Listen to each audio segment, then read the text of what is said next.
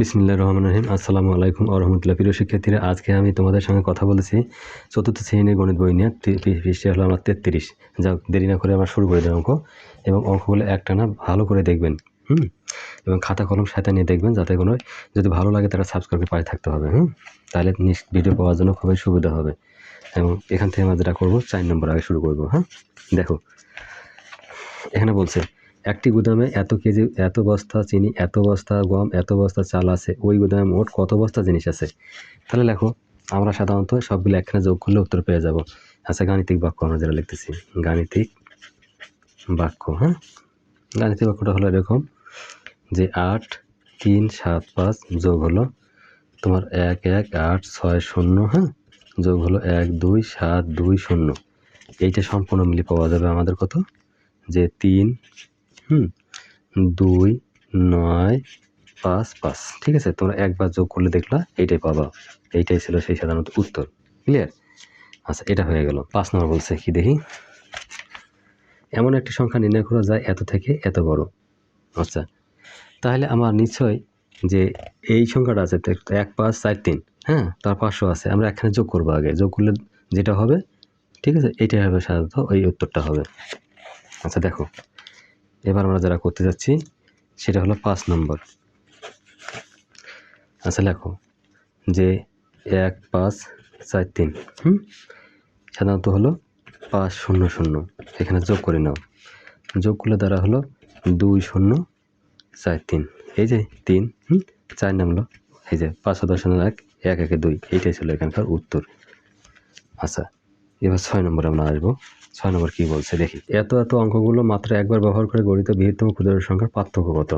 বৃহত্তম ক্ষুদ্র সংখ্যার পার্থক্য চাইছে এখানে। আচ্ছা লেখো তাহলে যে 6, 8, তারপর হলো 4 ও 0 দ্বারা গঠিত সংখ্যার আমরা লিখি 4, 6, 8, 6, 4, 0। একটা পাইলাম। এবার লেখো 4, 6, 4, 8 ও 0 দ্বারা গঠিত ক্ষুদ্রতম সংখ্যা। এটা হলো গঠিত বৃহত্তম সংখ্যা, আর এটা হলো ক্ষুদ্রতম সংখ্যা। আচ্ছা, ক্ষুদ্রতম সংখ্যাটা কত হচ্ছে তাহলে আমার 4, 0, 4, 0, তাহলে 6, 8। আমার 0 সবসময় বরাবর ভেতরে নিতে হবে, নাহলে 0 দাম থাকবে না। তাহলে এখানে আমরা যেটা পাবো আর কি, সাধারণত বিয়োগ করলে একটা অ্যান্সার পেয়ে যাব। বিয়োগটা করে নেই। তাহলে এখানে 8 আছে, 10 করতে হলো 2, হাতে হলো 1।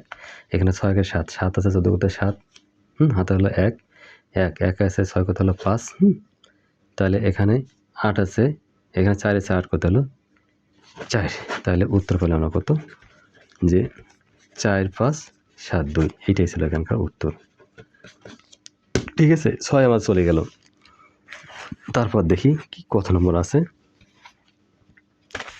আচ্ছা 7, এত এর সাথে কোন সংখ্যা যোগ করলে এত হবে? তাহলে লেখো 7 নম্বর যোগফল হলো যেটা 6, 4, 9, 3, 2। তাহলে একটি সংখ্যা কত হলো, যে 5, 6, 5, 6, 8, 0, 6। এখন সাধারণত আমরা এটা কি করব, বিয়োগ করব। বিয়োগ করলে আমরা ফলাফলটা পেয়ে যাবো কত, যে 6, 6, 2, তারপর 1, তারপর হচ্ছে 8। এই যে বিয়োগ, 6 আছে 12 করতে হলো 6, হাতে হলো 1। তাহলে এখানে 0, 1, 1 আছে 3 করতে হলো 2, 8 আছে 9 করতে হলো 1, এই 6 আছে 14 করতে, 8 হাতে হলো 1, এই 5 আর 6, 6 মিলে গেলো 0। তাহলে উত্তর হলো যেটা হলো 8, 1, 2, 6। এইটাই ছিল এখানকার উত্তর। ক্লিয়ার? আচ্ছা, তাহলে পরের অঙ্ক আমরা আবার আসি। কি বলছে এখানে, বলছে গীতা অপেক্ষা শিহাবের এত টাকা বেশি আছে, শিমুল অপেক্ষা গীতার এত টাকা কম আছে।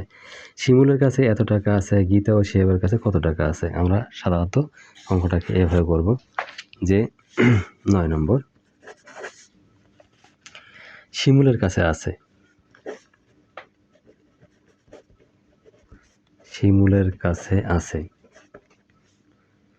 যে 890 টাকা। শিমুলের কাছে আছে, শিমুলের অপেক্ষা গীতার কম আছে। শিমুল অপেক্ষা গীতের কম আছে। আচ্ছা, শিমুল অপেক্ষা গীতের কম আছে 470 টাকা। বিয়োগ করতে হবে, হ্যাঁ, এই যা আছে। তাহলে লেখো, এর বিয়োগ করলে গীতের আছে, হ্যাঁ, সমান সমান যেটা আছে 420 টাকা। আচ্ছা, তাহলে আবার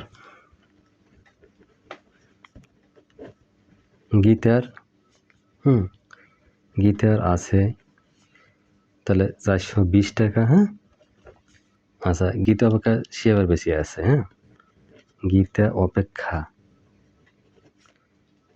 শিহাবের বেশি আছে,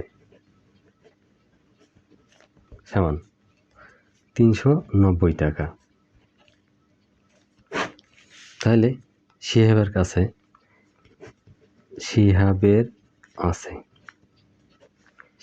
আছে কত? এখন শূন্য নামান, তারপর হলো 9 আর 2 হলো 11, 1 হাত হলো 1, তাহলে 3 4 3 7 1 8, 810 টাকা। উত্তর হলো 810 টাকা। এটাই ছিল আমার ওখানকার উত্তর। এটা হলো সাধারণত আমার কত নম্বর? 9 নম্বর। ঠিক আছে। এখন দেখেন তো আমি কত পর্যন্ত অঙ্ক দিলাম, যে 4 দিলাম, 4 5 6 7 8 9 9 পর্যন্ত আমি দিয়ে দিলাম। আর বাকিটাতে আমি দিয়ে দেবো 10 থেকে বাকিটা দিয়ে দেবো। যাক, যদি আমার ভিডিওটা সামান্য ভালো লাগে থাকে তাহলে একটা লাইক, একটা সাবস্ক্রাইব করে পাশে থাকবেন। নেক্সট ভিডিও দেখার আমন্ত্রণ হলো। আল্লাহ হাফেজ।